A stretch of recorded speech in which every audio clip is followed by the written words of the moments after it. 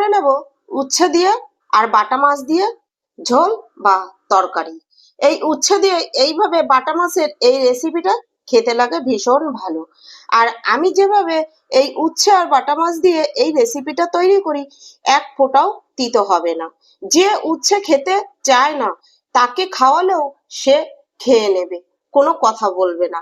আর একবার খেলে দ্বিতীয়বারও খেতে চাইবে।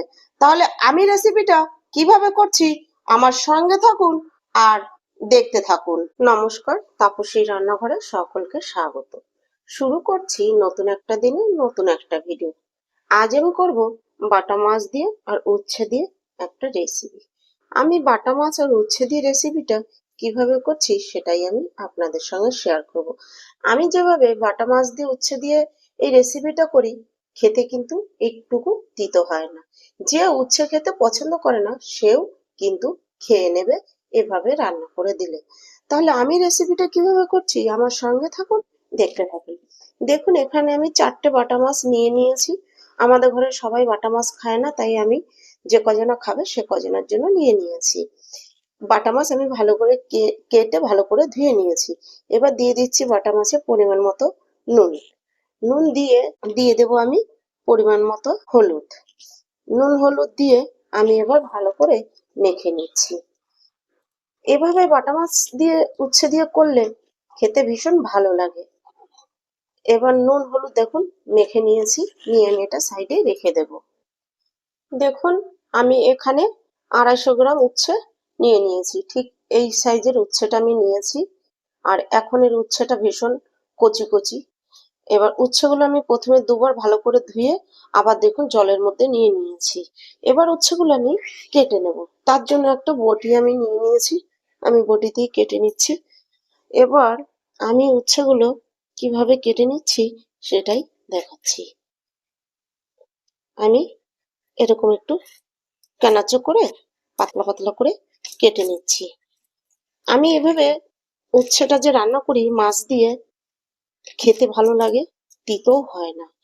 আর এখন দেখুন গরমের সময় আমাদের কিন্তু হালকা পাতলা খাবার খাওয়া খুব ভালো শরীরের জন্য। এবার উচ্ছের ভিতরে যে এই যে মোটা দানাগুলো আছে এগুলো দেখুন আমি ফেলে দিচ্ছি।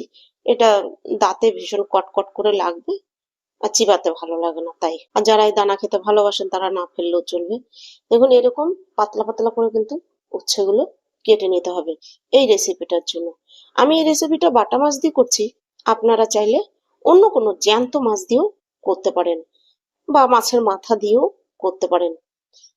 তবে আমি বাটা মাছ দিয়ে আজকে আপনাদের সঙ্গে শেয়ার করব। আমি আরো একটা কেটে দেখাচ্ছি, যে আমি একটু ব্যাকা করে নিয়ে কাটছি, তাহলে একটু লম্বা লম্বা হবে আবার পাতলা পাতলা হবে। বর্তমান সময় আমাদের শরীরে কিন্তু বিভিন্ন রকমের শারীরিক সমস্যা হচ্ছে, আর তিতো কিন্তু আমাদের শরীরের জন্য ভীষণ একটা ভালো সবজি। এই দেখুন আমি কিভাবে উচ্ছেগুলো কেটেছি। তাহলে আমি সব উচ্ছেগুলো এইভাবেই কেটে নেব। আমি কিন্তু কেটে আর ধোবো না। উচ্ছে কাটা হয়ে গেছে, দেখুন আমি রান্নার জন্য কড়াই বসিয়ে দিয়েছি, গ্যাস জ্বেলে দিয়েছি। এবার আমি 2টো তেজপাতা এরকম ছোট ছোট টুকরো করে দিয়ে দিচ্ছি। আমার এই রান্নাটায় একটুখানি মশলা লাগবে, সেই মশলার জন্য দিয়েছি 2টো তেজপাতা, আর দিচ্ছি 2টো শুকনো লঙ্কা, আর দিচ্ছি 1 চা চামচ গোটা জিরে। এগুলো আমি এরকম ড্রাই রোস্ট বা শুকনো কড়াইতে এভাবে একটু ভেজে নেব। এই মশলাটা কিন্তু এই রান্নাটায় দিতে হবে।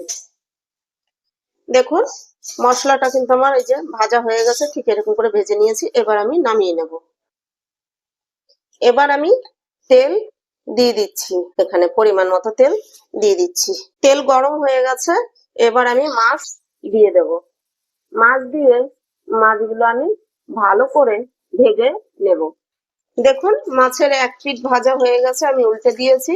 বাকি পিঠটাও ঠিক এরকম লাল লাল করে ভেজে নেব। মাছগুলো আমার ভাজা হয়ে গেছে, আমি এবার এভাবে তেলটা ঝরিয়ে তারপরে একটা প্লেটে তুলে নেব। মাছ আমি তুলে নিয়েছি, দেখুন ঠিক এরকম লাল করে ভেজেছি।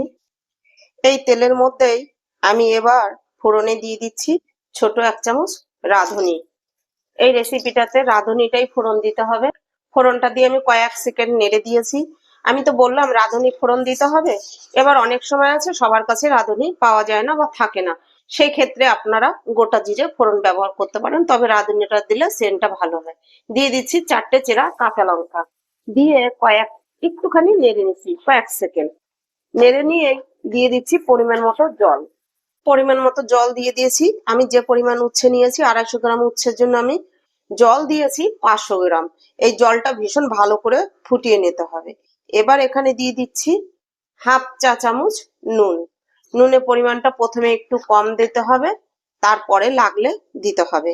এবার এখানে আমি দিয়ে দিচ্ছি পরিমাণ মতো হলুদ। এবার হলুদ আর নুন দিয়ে জলের সঙ্গে ভালো করে হলুদটাকে আমি মিশিয়ে নেব।